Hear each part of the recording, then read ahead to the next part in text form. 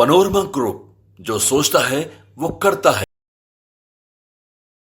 नमस्कार, मैं विकास सिंह और आप देख रहे हैं भारत लाइव। मोक्ष की धरती गया, जहां से 2 दशकों की अगर हम बात करें तो मांझी समाज का कब्जा रहा है। वहां पर पूर्व मुख्यमंत्री जितन राम मांझी जो हैं इस बार अपना भाग्य आजमा रहे हैं। तो वहीं दूसरी तरफ अगर हम बात करें तो राजद से कुमार सर्वजीत जो है मांझी को टक्कर देने के लिए चुनावी मैदान में उतरे हैं। लेकिन क्या कहती है मोक्ष की धरती गया, हम इस पर बात करेंगे। और वहां की जो सरगर्मी इस वक्त बढ़ी हुई है, वो गर्मी कहां पर जाकर रुकेगी, आखिरकार कौन जीतेगा, और वहां का जो समीकरण है वो क्या कुछ कहता है, हम तमाम मुद्दों पर आज बात करेंगे। और बात करने के लिए गया की जो धरती है, पावन धरती जिसे कहा जाता है कि मोक्ष प्राप्ति होती है, उस पर आज ज्यादा रोशनी डालने के लिए हमारे साथ बिहार श्रमजीवी पत्रकार यूनियन संघ के अध्यक्ष आलोक जी हैं। सर, स्वागत है आपका।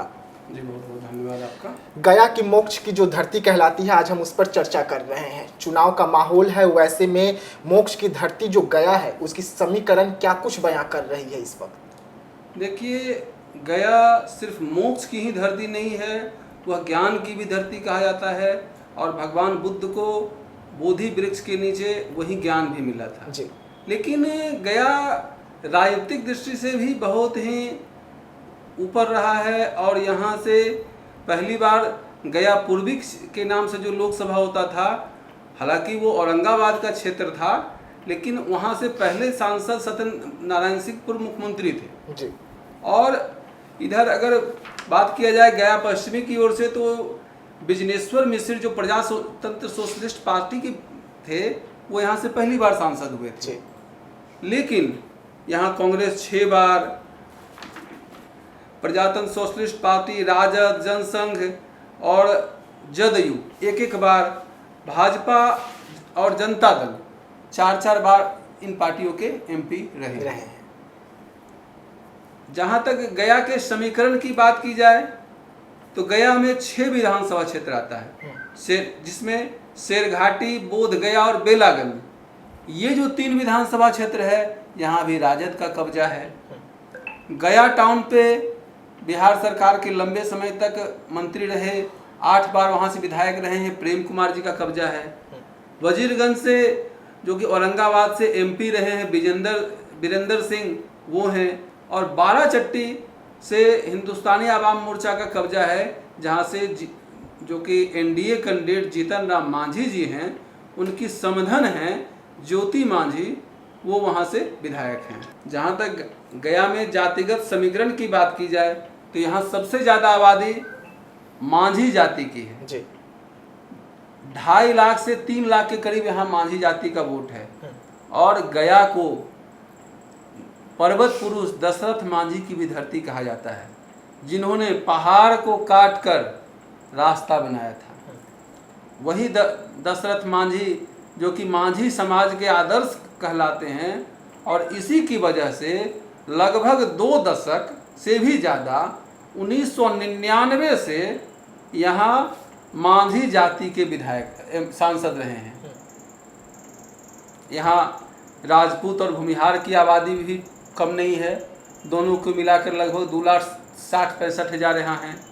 जादव जाति यहाँ 2.5 लाख की संख्या में है, जो कि मांझी के लगभग बराबर है। वैश्य की जनसंख्या मतदाता वहाँ 2 लाख के करीब हैं। और इसके अलावे जो आपके अन्य दलित समाज के हैं, चाहे वो रजक समाज के हों, चाहे पासवान समाज के हों, चाहे अन्य दलित जो हैं, उनकी भी आबादी 2 लाख से ज़्यादा है।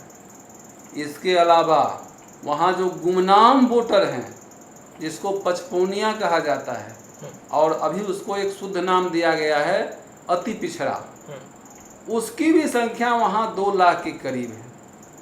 तो कुल मिलाकर जो जातिगत समीकरण होता है, उसके हिसाब से यहाँ जीतन राम मांझी के लिए राहें आसान नहीं है, क्योंकि कुमार सर्वजीत भी इसी क्षेत्र के रहने वाले। बिल्कुल। और कुमार सर्वजीत के पिता राजेश कुमार 1991 में यहाँ से सांसद रह चुके हैं। तो कुमार सर्वजीत भी, और कुमार सर्वजीत खुद बिहार सरकार में कृषि मंत्री रहे हैं, और जीतन राम मांझी यहाँ से कई बार और दाव आजमा चुके हैं। 2-3 बार इनको हार का भी सामना करना पड़ा है, लेकिन इस बार जीतन राम मांझी एनडीए कैंडिडेट के रूप में हैं, ये इनके लिए प्लस पॉइंट है। और उनके साथ नीतीश कुमार जी का अति पिछड़ा वोट और प्रधानमंत्री जी का सवर्ण और वैश्य वोट एक साथ कॉम्पैक्ट हो रहा है, इसलिए इनके पक्ष में पलड़ा तो दिख रहा है, लेकिन असल तो पता चलेगा कि जो कि 19 तारीख को चुनाव होगा और 4 तारीख को मतगणना होगा, तो असल तो तब पता चलेगा कि यहाँ किसका पलड़ा भारी हुआ और कौन वहाँ से हारे।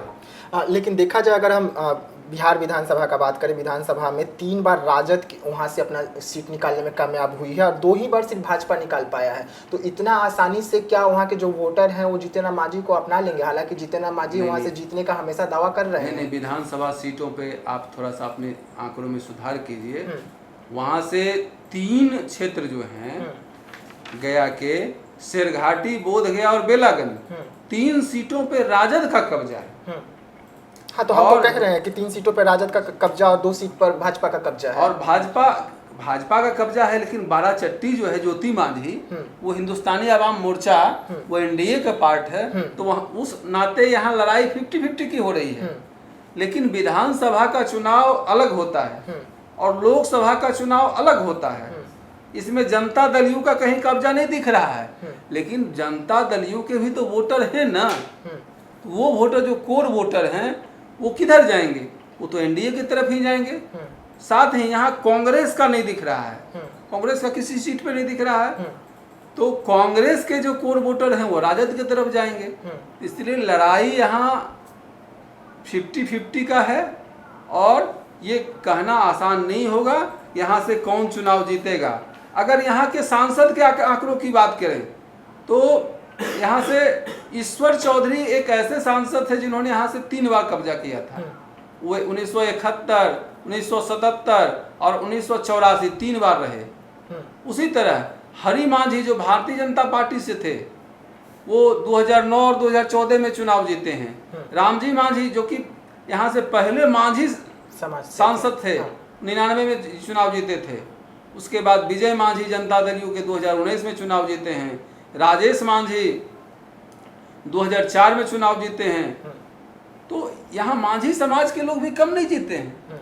साथ ही जो पासी समाज है उसके भी विजय कुमार चौधरी, ईश्वर चौधरी, ये सब यहाँ से विधायक रहे हैं। रविदास समाज से भी रामस्वरूप राम कांग्रेस से 2 बार चुनाव लड़े हैं और चुनाव जीते हैं। मतलब ये माना जाए कि जो गया हरिदास जी भी यहाँ से चुनाव 80 में चुनाव जीते हैं। तो यहाँ से रविदास समाज का भी वोट कम नहीं है। तो ये माना जाए कि जो गया सीट है, गया सीट ने सबको मौका दिया है। तो इस बार गया सीट का समीकरण किसे मौका दे रही है? क्या मांझी जो है वो अपनी नैया को पार लगा लेंगे या बीच मझधार में मांझी का जो नैया है वो फंसी रहेगी? देखिए, मांझी समाज का वोट यहाँ सबसे ज्यादा है दलित में, और यह सीट 1967 के बाद से सुरक्षित है। इसलिए पहली दावेदारी तो मांझी समाज की बनती है और 1999 से दिख भी रहा है। और ये भी दिख रहा है कि मांझी जी के साथ जो कोर वोटर सवर्ण समाज का है वो इनके साथ 3-3.5 लाख वोट है। गया में कायस्थ समाज की भी आबादी है, वो भी उनके साथ है।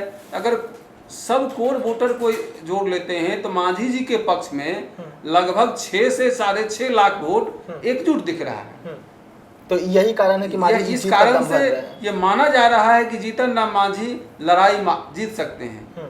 लेकिन कुमार सर्वजीत वहां से स्थानीय विधायक हैं, तो कुमार सर्वजीत का जो बोधगया सीट है वहां से वो विधायक हैं।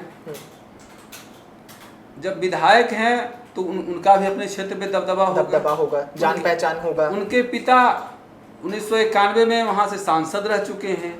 तो ये भी कहना नहीं होगा कि हम अनुचित होगा कि सर्वजीत कुमार चुनाव हार जाएंगे। वहाँ लड़ाई नेट टू नेट कांटे की लड़ाई है। वहाँ अगर किसी दल के बागी अगर चुनाव लड़ रहे हैं और अंत तक वो नामांकन वापस नहीं लेते हैं तो बागी वहाँ खेल भी बिगाड़ सकते हैं, चाहे वो एनडीए के बागी हों या महागठबंधन के बागी हों। इस तरह से कुल मिलाकर ये कहा जा सकता है कि गया की लड़ाई आसान नहीं है और गया मोक्ष और ज्ञान की भूमि है। तो ज्ञान की भूमि ज्ञानी लोग अपना क्या गुल खिलाएंगे ये तो समय बताएगा, जब चुनाव 19 अप्रैल को हो जाएगा और मतगणना 4 जून को आएगा।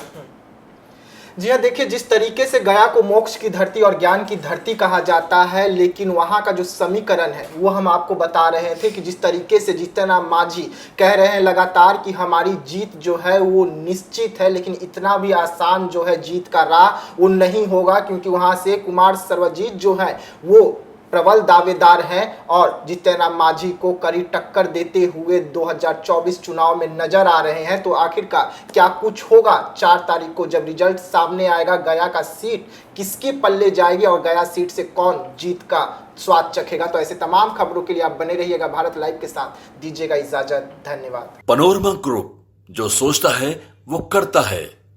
अगर ये वीडियो पसंद आई और वह बिहार के राजनीति और बिहारियत से सरोकार रखेनी तो सब्सक्राइब बटन दबा के चैनल के सब्सक्राइब कर ली। ओजे एगो घंटी बा, ओकरा बटन दबा देला से कुल सटीक और मारक खबर रुआ मुफ्त में मिल जाई। अगर रुआ पत्रकारिता के हमनी के नया प्रयोग में सहयोग कर चाहतानी तो ज्वाइन बटन दबा दी। पेटीएम नंबर नोट कर ली 9386816700। धन्यवाद।